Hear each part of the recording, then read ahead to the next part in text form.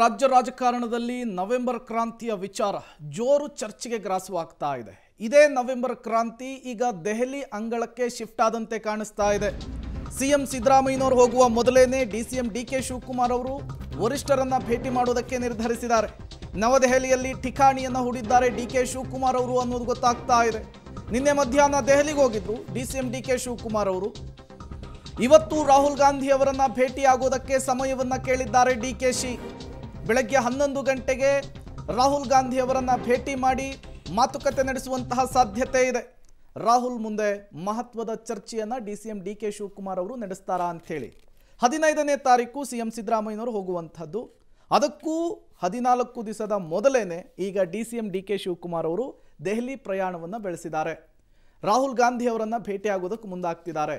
ಬಿಹಾರದ ಚುನಾವಣೆಯ ನಡುವೆಯೂ ಕೂಡ ಡಿಕೆ ಶಿವಕುಮಾರ್ ಅವರ ಮೀಟಿಂಗಿಗೆ ರಾಹುಲ್ ಗಾಂಧಿ ಅವರು ಅಸ್ತು ಅಂದಿದ್ದಾರೆ ಅನ್ನೋದು ಗೊತ್ತಾಗ್ತಾ ಇದೆ. ಹಾಗಾಗಿ ಅಲ್ಲೇನು ಬೆಳವಣಿಗೆಗಳಾಗುತ್ತೆ ಅನ್ನೋದು ಕುತೂಹಲಕ್ಕೆ ಕಾರಣವಾಗ್ತಾ ಇದೆ. ಮತ್ತಷ್ಟು ಡೀಟೇಲ್ಸ್ ಅನ್ನು ಕೊಡ್ತಾರೆ ಶಬೀರ್, ನೇರ ಸಂಪರ್ಕದಲ್ಲಿ ಜಾಯಿನ್ ಆಗಿದ್ದಾರೆ. ಶಬೀರ್, ರಾಜ್ಯ ಕಾಂಗ್ರೆಸ್ ನಾಯಕರುಗಳು ವರಿಷ್ಠರನ್ನ ಭೇಟಿ ಆಗೋದು, ಚರ್ಚೆ ನಡೆಸುವಂತಹದ್ದು ಸಾಮಾನ್ಯ.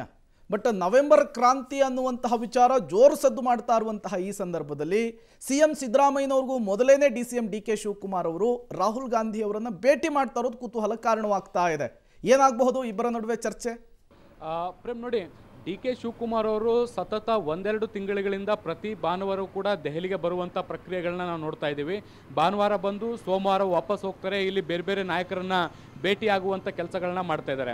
ಯಾರನ್ನೇ ಕೇಳಿದ್ರು, ಯಾರೇ ಅವ್ರನ್ನ ಈ ಬಗ್ಗೆ ಪ್ರಶ್ನೆ ಮಾಡಿದ್ರು ಕೂಡ ಕೆಲವೊಂದಿಷ್ಟು ವೈಯಕ್ತಿಕ ಕಾರಣಗಳನ್ನು ಕೊಡ್ತಾರೆ, ಮತ್ತು ಕೆಲವೊಂದಿಷ್ಟು ಕೋರ್ಟ್ ಕೇಸ್ಗಳ ವಿಚಾರವಾಗಿ ಅವರು ಪ್ರತಿಕ್ರಿಯೆಗಳನ್ನು ಕೊಡ್ತಾರೆ. ಆದಾಗ್ಯೂ ಕೂಡ ಕೆಲವೊಂದಿಷ್ಟು ಹೈಕಮಾಂಡ್ ನಾಯಕರನ್ನು ತೆರೆಮರೆಯಲ್ಲಿ ಭೇಟಿಯಾಗಿ ಅಧಿಕಾರ ಹಸ್ತಾಂತರಕ್ಕೆ ಸಂಬಂಧಪಟ್ಟಂಥ ಪೂರಕವಾದಂಥ ಚರ್ಚೆಗಳನ್ನು ಮಾಡುವಂಥ ಕೆಲಸವನ್ನು ಅವರು ನಿರಂತರವಾಗಿ ಮಾಡ್ತಾ ಇದ್ದಾರೆ. ಈಗ ನವೆಂಬರ್ ಕ್ರಾಂತಿ ವಿಚಾರಕ್ಕೆ ಸಂಬಂಧಪಟ್ಟಂತೆ ರಾಜ್ಯದಲ್ಲಿ ಸಾಕಷ್ಟು ದೊಡ್ಡ ಮಟ್ಟದಲ್ಲಿ ಚರ್ಚೆ ಆಗ್ತಿರುವಂಥ ಹೊತ್ತಲ್ಲೇ ಈಗ ಮತ್ತೆ ದೆಹಲಿಗೆ ಬಂದಿರುವಂಥದ್ದು ಸಾಕಷ್ಟು ಕುತೂಹಲವನ್ನು ಮೂಡಿಸಿರುವಂಥದ್ದು. ಮುಖ್ಯವಾಗಿ ಅವರು ಇವತ್ತು ಏನು ಲೋಕಸಭೆ ವಿರೋಧ ಪಕ್ಷದ ನಾಯಕರಾಗಿರುವಂತಹ ರಾಹುಲ್ ಗಾಂಧಿ ಅವರನ್ನ ಭೇಟಿಯಾಗುವಂಥ ಸಾಧ್ಯತೆಗಳಿದೆ ಅನ್ನುವಂಥ ಮಾಹಿತಿಗಳು ಕೂಡ ಲಭ್ಯ ಆಗ್ತಾ ಇದ್ದಾವೆ. ಬೆಳಗ್ಗೆ 11 ಗಂಟೆಗೆ ಭೇಟಿಗೆ ಸಮಯವನ್ನು ಕೇಳಿದ್ರು. ಆ ಸಮಯವೂ ಕೂಡ ಬಹುತೇಕ ಸಿಕ್ಕಿದೆ ಅನ್ನುವಂಥದ್ದು ಕೂಡ ಹೇಳಲಾಗ್ತಾ ಇರುವಂಥದ್ದು. ಬಹುತೇಕ 11 ಗಂಟೆಗೆ ರಾಹುಲ್ ಗಾಂಧಿ ಅವರನ್ನ ಡಿಕೆ ಶಿವಕುಮಾರ್ ಅವರು ಭೇಟಿಯಾಗುವಂಥ ಸಾಧ್ಯತೆಗಳಿದ್ದಾವೆ. ಈ ಸಂದರ್ಭದಲ್ಲಿ ರಾಜ್ಯದ ರಾಜಕೀಯ ಬೆಳವಣಿಗೆಗಳಿಗೆ ಸಂಬಂಧಪಟ್ಟಂತೆ ಮಾತುಕತೆಯನ್ನು ನಡೆಸುವಂಥ ಸಾಧ್ಯತೆಗಳು ಕೂಡ ಇದ್ದಾವೆ. ರಾಜ್ಯದಲ್ಲಿ ಯಾವ ರೀತಿಯಾದಂಥ ಕೆಲಸಗಳಾಗ್ತಾ ಇದ್ದಾವೆ, ಮತ್ತು ಅಧಿಕಾರ ಹಸ್ತಾಂತರದ ಬಗ್ಗೆ ಏನೆಲ್ಲ ಚರ್ಚೆಗಳಾಗ್ತಾ ಇದ್ದಾವೆ, ಕ್ಯಾಬಿನೆಟ್ ರೀಶಫಲ್ಗೆ ಸಂಬಂಧಪಟ್ಟಂಥ ಚರ್ಚೆಗಳು ಏನಾಗ್ತಾ ಇದೆ, ಯಾವ್ಯಾವ ನಾಯಕರು ಯಾವ್ಯಾವ ರೀತಿಯಾದಂಥ ಹೇಳಿಕೆಗಳನ್ನು ಕೊಡ್ತಾ ಇದ್ದಾರೆ, ಯಾವ ರೀತಿಯಾದಂಥ ಗೊಂದಲಗಳು ಸೃಷ್ಟಿ ಆಗ್ತಾ ಇದ್ದಾವೆ ಅನ್ನುವಂಥದ್ರ ಬಗ್ಗೆ ಸಂಪೂರ್ಣವಾದಂಥ ವಿವರವನ್ನು ಕೊಡುವಂಥ ಸಾಧ್ಯತೆಗಳನ್ನು ಕೂಡ ನಿರೀಕ್ಷೆ ಮಾಡಬಹುದು. ಇದ್ರ ಜೊತೆಗೆ ಕೆ.ಸಿ. ವೇಣುಗೋಪಾಲ್ ಮತ್ತು ಖರ್ಗೆ ಅವರನ್ನು ಕೂಡ ಭೇಟಿ ಆಗಲಿಕ್ಕೆ ಡಿಕೆ ಶಿವಕುಮಾರ್ ಅವರು ನಿನ್ನೆ ಪ್ರಯತ್ನ ಮಾಡಿದ್ರು.